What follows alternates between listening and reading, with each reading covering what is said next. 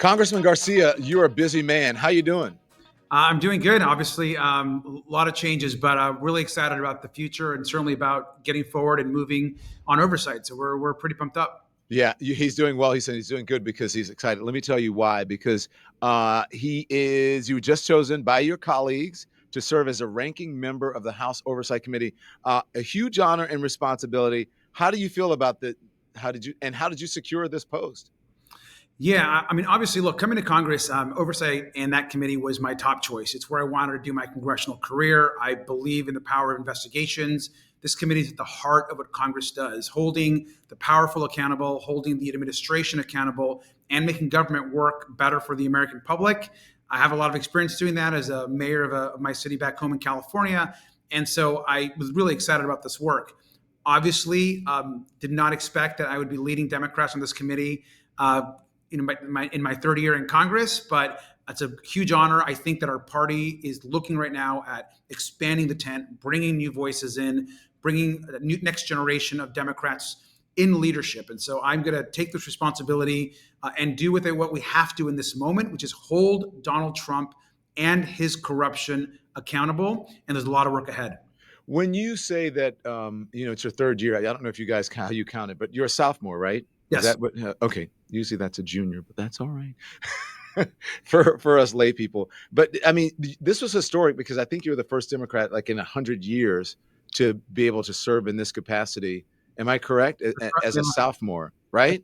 Yeah, that's right. 100 years. Yep. That's a big deal. And do you think that this was, I don't know, some sort of referendum on, because you know what folks are saying, Democrats, you need a bench, you need younger people. Everyone is, too old. I'm not saying that they are. What do you think? Look, I think that's definitely part of it. I think there's a couple of pieces of it. I mean, one is I think I have the right brand of experience and experience that is about executive leadership and managing, which I did as mayor of a pretty big city. That's important in managing a committee. The second piece was exactly what you said. I think Democrats understand that this moment we've got to bring in our younger bench, people that are across this country that bring a different type of experience and perspective to the party, new ideas, a new way of doing things. And that's going to be really important. And then I think the last piece is I laid out a vision of how we need to communicate our message. And I think that the party is, just gone, in my opinion, in a direction where we're not reaching people where they're actually consuming their information. Mm-hmm. We have to do a better job of being in every single digital space, being in understanding that YouTube is incredibly powerful in the way people get their information. All the new, basically not just digital spaces, but places where people are getting their information, where people are social media. Social media is huge. Yeah. It's huge. Yeah. And so I think we're going to turn this committee into something very different.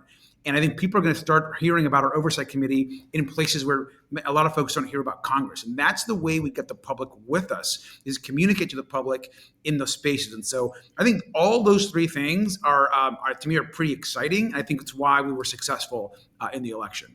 Do you think that's why Zohran Mamdani was successful in New York? Yes. Because he's doing something similar. He's taking advantage of social media. He's out there. He's young. He has ideas. And also, though, Congressman, he's leaning into, he's very progressive. And it looks like New Yorkers here, whether they're Democrat, wherever they are on the spectrum as a Democrat or politically, it looks like they're leaning into a more progressive side of the party. And maybe the party wants to go there, but the old guard or the establishment is a bit resistant.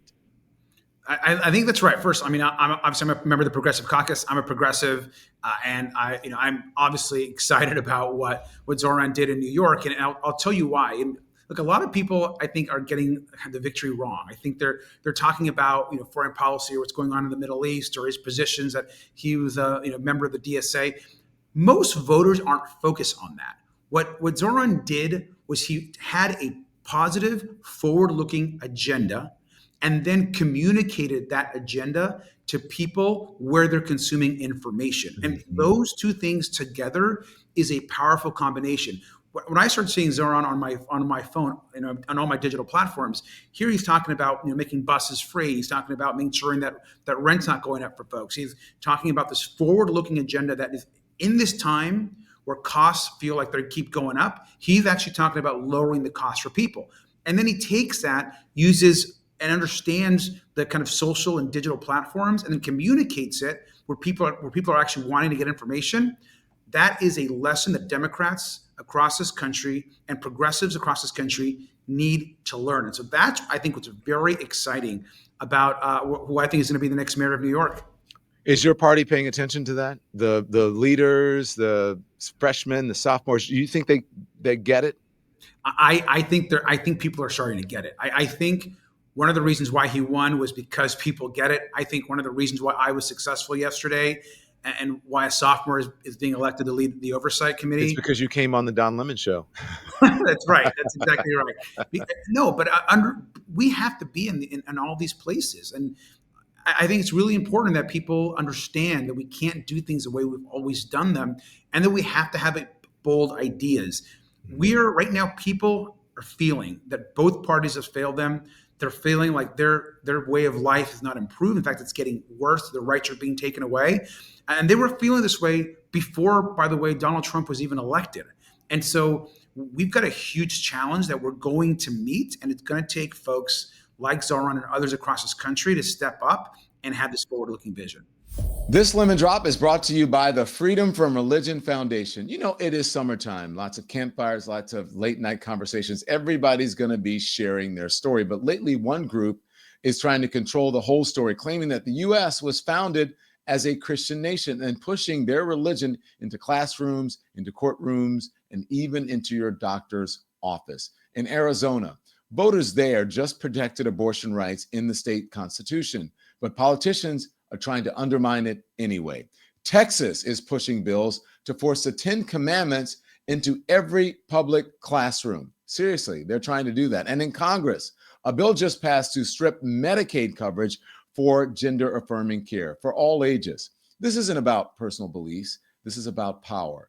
And it's all happening under the banner of Christian nationalism. That's where the Freedom from Religion Foundation comes in. They have been defending church-state separation since 1978. They've been doing it in the courts, they've been doing it in schools, and wherever religion tries to take the wheel. So if you believe that government should serve everyone and not just the religious right, make sure you join them. Go to ffrf.us/freedom, or you can text my name to 511-511 and become a member today. So join them. Go to ffrf.us/freedom or text Don, D-O-N, to 511-511 now, because the only story that should run this country is ours and not theirs. Text fees may apply. So can I talk to you about some breaking news today? Sure. Just a few hours ago, the Senate parliamentarian rejected a slew of major provisions in the Republican so-called Big Beautiful Bill. Can you explain to the audience why that's a big deal and a big problem for the GOP right now?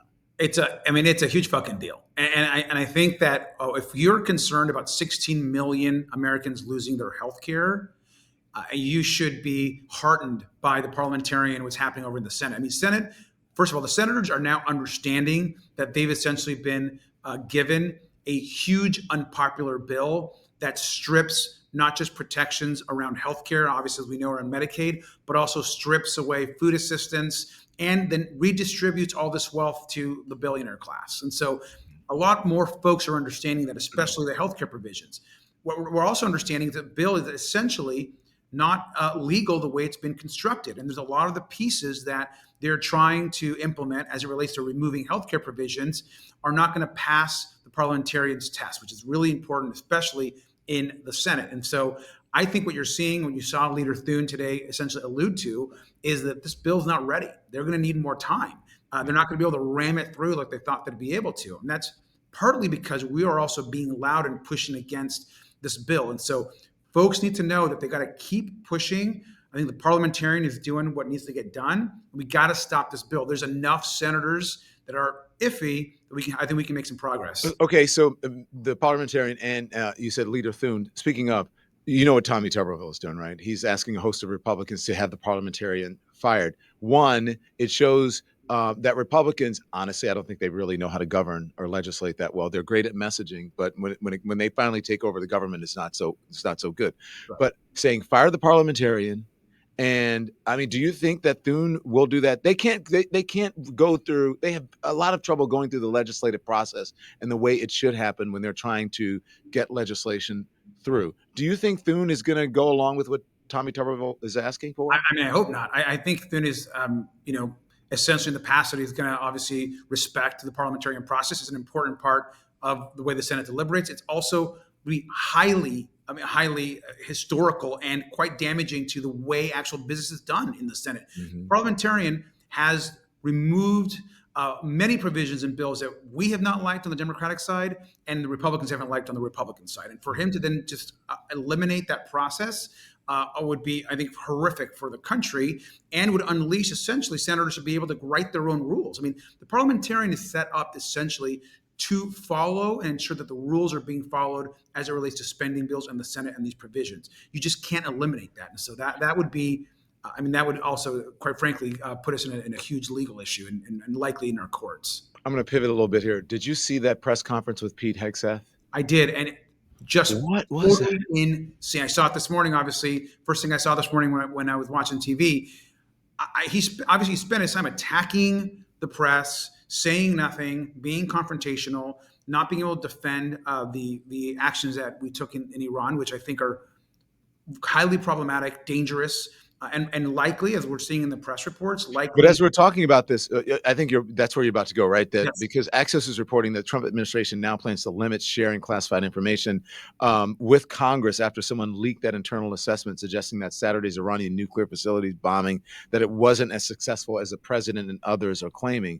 And so they're being very defensive about that. And I'm wondering why they're attacking the media and why they care so much about media coverage. It seems that they're trying too hard to make people believe that it was a success and it's everything they said it is. It makes me think that it's not true what they're saying.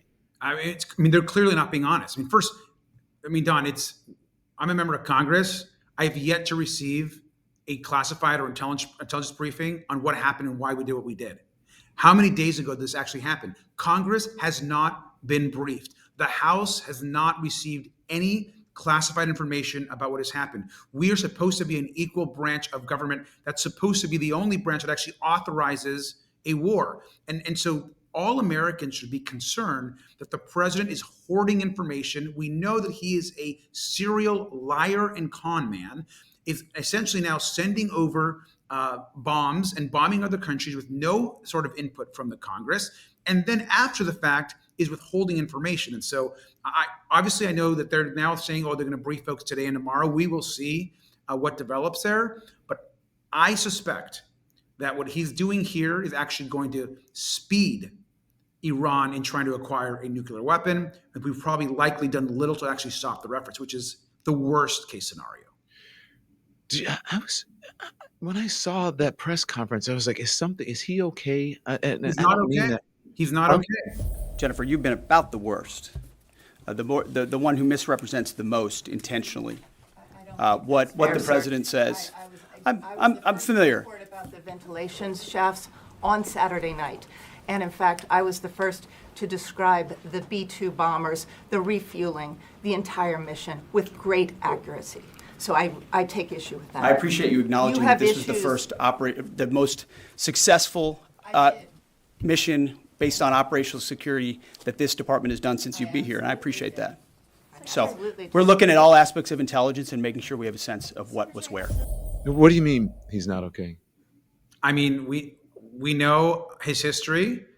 We know that he has no experience to be the head of the largest military and branch of government that we have with the largest budget. He literally has no management experience.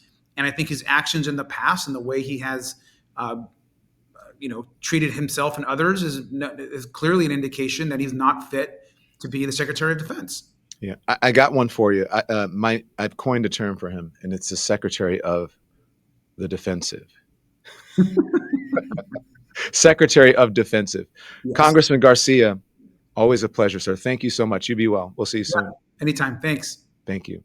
Thanks everyone for watching. Your support means the world to us. So make sure you hit the like button and you subscribe to our channel to make sure that you never ever miss a video. We're live every day, 10 a.m. Eastern time. We drop even more content at 2 p.m. Eastern and 5 p.m. Eastern. And if you want more Don Lemon Show content, we'd love for you to become a member of the Lemon community, where you will receive access to special community posts. You'll get exclusive content and members-only live shows. So head over to our channel page or click the join button on this video. Again, thank you for watching. We appreciate your love and your support, and we will see you next time.